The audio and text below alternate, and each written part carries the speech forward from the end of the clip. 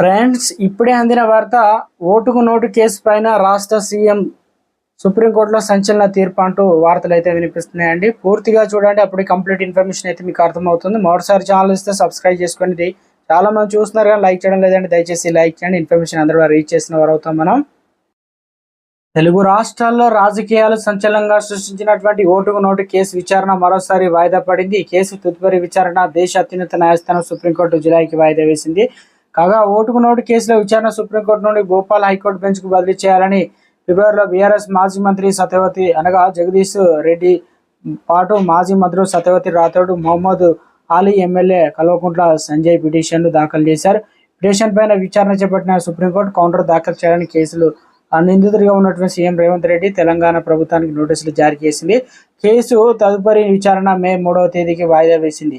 ఈ మేరకు పిటిషన్ పైన ఇవాళ మరోసారి విచారణ చేపట్టిన justice BR Gavai, justice Satish Chandra Sharma, justice Sandeep మహతాతో కూడిన 3 సభ్యుల ధర్మాసనం ప్రతివాదుల కౌంటర్ ఫైల్ను చేయకపోవడంతో విచారణను జులైకి వాయిదా వేసింది. దేశ అత్యున్నత న్యాయస్థానం సుప్రీంకోర్టు జులైకి అయితే వాయిదా వేసింది ఓటుకు నోటు కేసుకు సంబంధించి. గతంలో ఈ కేసు సంచలనంగా మారిందంటున్నారు రాజకీయ నిపుణులు. ప్రస్తుతానికి ఎన్నికల ముందు ఇది హాట్ టాపిక్ గా మారింది.